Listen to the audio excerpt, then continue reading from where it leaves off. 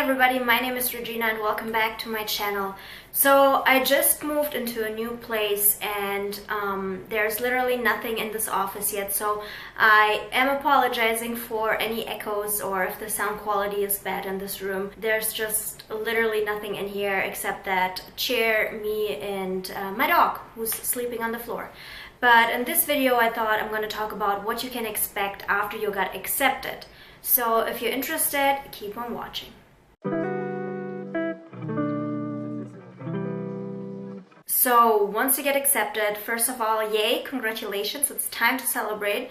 It has been a long path for you, I'm sure, until you finally got this acceptance letter. But now there's a couple of things that are going to happen in the next couple of months, right before you can start school. It depends what school you're going to get accepted at, but sometimes you only have a couple of months. In other cases, you have like a whole year. Like me, for example, once I got accepted to Boston, BU, I had a whole year till my class would actually start. So it really depends on the program. So when you get accepted, you will usually receive an email.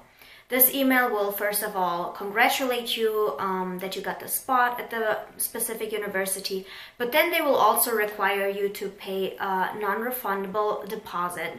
And this is like a tuition deposit. They just want to make sure that you are very dedicated to the school and that you are planning on attending the school. So the deposit that you're going to make is basically reserving your spot in this university. The price for that can be anywhere between $2,000 to $5,000, and this is non-refundable. So if you do get accepted by a different school and you change your mind after a couple of months, you can obviously, pay the deposit for a different school, but you will not be able to get the money back from that first school that you got accepted to and where you paid this deposit. So there's usually a long list of things that you have to do or have to complete right before school starts. And on that list is very often, or always, a criminal background check. They want to make sure that you're not some kind of felon, that you have not committed any crimes whatsoever. So they will require you to list all the places that you have lived, first of all, how long you have lived there,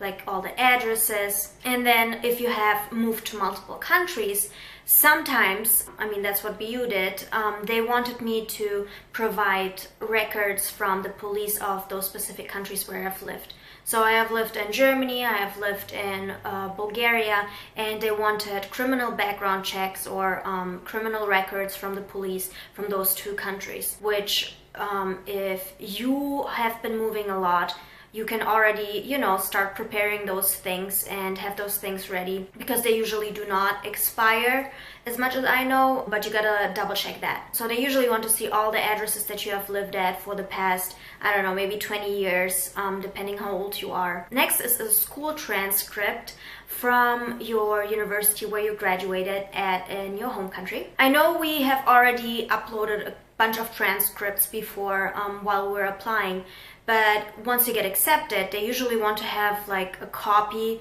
sent directly from your school to them.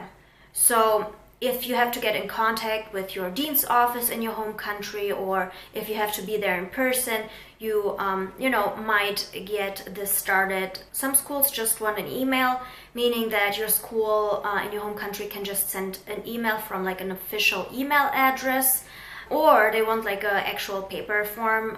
They want to have it sent by mail, by regular mail.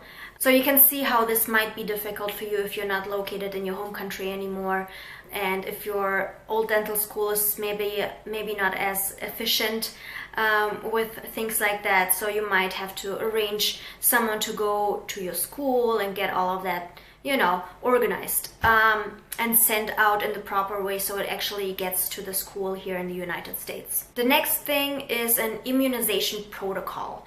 So you will have to go to a doctor here in the US.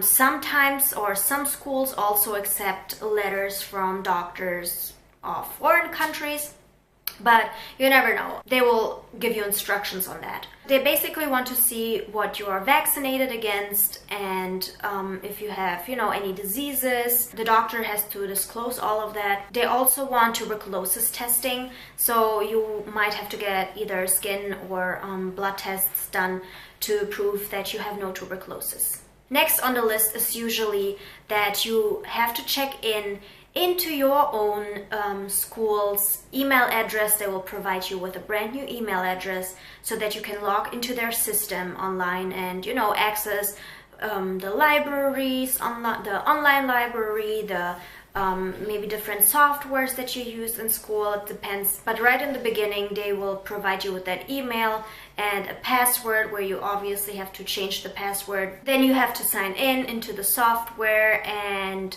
this is where you will also be able to register or sign up for classes, stuff like that, check your tuition, if the tuition got deposited, all that different stuff, which you don't have to worry too much about because they will give you very detailed instructions on how to do everything.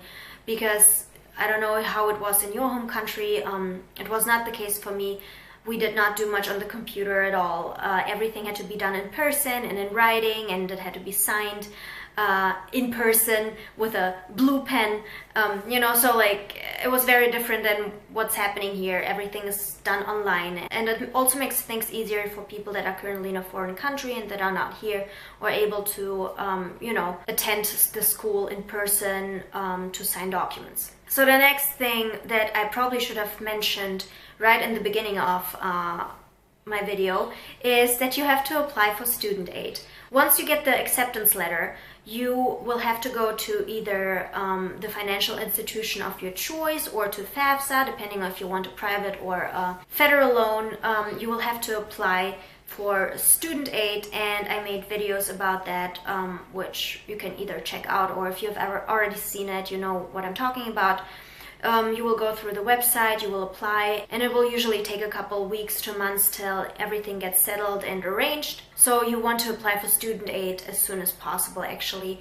Another thing that is very commonly asked for is a BLS certification, or Basic Life Support certification. It would be great if you could get it done as soon as possible. It's usually valid for about 2 years, depends on what state you are. But once you have it done, submit it to them because they definitely want to see that before you start classes. After you have submitted all the necessary documents, and after you have your email and login information for your school's software or website, whatever, you will be able to register for classes. So you will have to register for that international dentist program that you are attending right before you start classes or right before university starts. They will usually give you a deadline for when you have to complete all of that. This is usually one of the last things right before school starts for you. Another couple things that you have to get done before school starts is things like health insurance. You might have to apply for health insurance. Sometimes you already get automatically enrolled in a program just by your school. They usually do this automatically. If you have your own health insurance, you can apply for a waiver and you can submit all your insurance information, so you might not have to pay for school's health insurance. Then the next thing is you will have to go to school and get your student ID or a student badge that will allow you to enter the campus and all the buildings there in school. And the last thing that I did, for example, was getting a parking permit so that I can park on campus right next to the school, which here in the United States, you gotta have a car, you gotta be able to drive. Depends on what city you are in. Sometimes they have very good public transport, so you might not need a car. But here in Texas, for example, you will have to drive to get to places.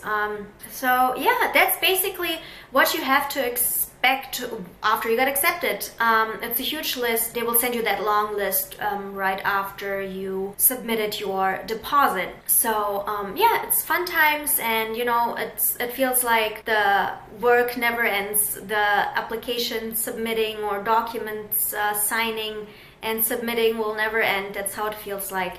But once you're done with it, you're like, you know what, I did it, it wasn't that bad. I don't have any reason to stress out about it. And I hope this video also shows you that you don't have to worry. Everything is doable and manageable. Like, it sounds a lot in the beginning, but if you do it step by step and like just take one thing at a time, you'll definitely be able to do it. And yeah, so yeah guys, I hope you liked this video. If you did, give it a thumbs up and comment if you have any questions. I will continue making videos, and I will tell you guys about how my first month of school went here in a little bit too. I just have, you know, to make it through the first month, and then I'll make like a recap of it, I guess, so you can know what to expect. Keep up the good work and keep working on your application. I know it's this time of year right before you have to submit your applications, so, you know, keep it up. I'm proud of you, and I will see you very soon. Bye.